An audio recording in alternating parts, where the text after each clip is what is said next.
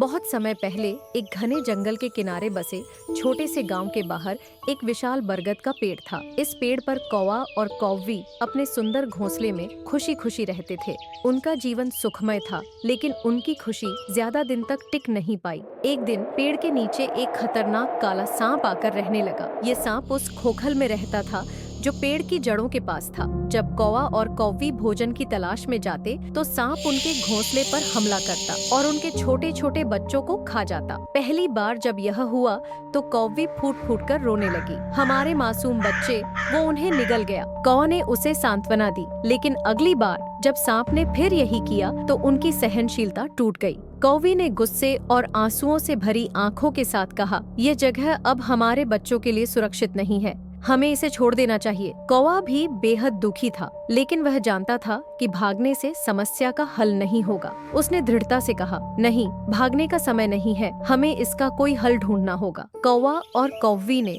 अपने बुद्धिमान मित्र गीदड़ के पास जाकर अपनी परेशानी बताई। गीदड़ ने उनकी बात ध्यान से सुनी और कुछ देर सोचने के बाद मुस्कुराया। तुम्हारी समस्या का हल है, लेकिन इसके लिए साहस और चतुराई दोनों चाहिए। गीदड़ ने अपनी योजना सुनाई और कौवा कौवी ने उसे ध्यान से सुना। उनकी आंखों में एक नई उम्मीद जागी। अगले दिन सुबह कौवा और कौवी उड़ते उड़ते नदी किनारे पहुँचे। वहाँ की रानी अपनी दासियों के साथ स्नान कर रही थी। रानी ने अपने बहुमूल्य गहने और हार किनारे पर रख दिए थे। कौवी ने फुर्ती से रानी का सुनहरा हार उठाया और आकाश में उड़ गई। कौवा उसके पीछे जोर जोर से कांव कांव करता हुआ उड़ने लगा। रानी के दरबानों ने कौवी को हार ले जाते देख लिया। वे तुरंत चौकन्ने हो गए और तलवारें और भाले लेकर उसके पीछे दौड़े। कौवी ने बड़ी चालाकी से हार को ले जाकर सांप के बिल में फेंक दिया। दरबानों ने जब देखा कि हार एक बिल में गिरा हुआ है तो उन्होंने उसे निकालने के लिए एक लंबी लाठी का इस्तेमाल किया।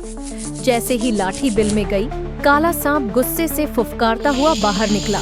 दरबान डर गए, लेकिन उन्होंने साहस दिखाते हुए सांप को लाठियों से मार गिराया। आखिरकार उन्होंने हार निकाल लिया और खुशी खुशी रानी के पास लौट गए। कौवा और कौवी ने सांप को मरा हुआ देखा तो उनकी खुशी का ठिकाना नहीं रहा। उन्होंने गीदड़ का धन्यवाद किया और अब निश्चिंत होकर अपने बच्चों के साथ बरगद के पेड़ पर रहने लगे।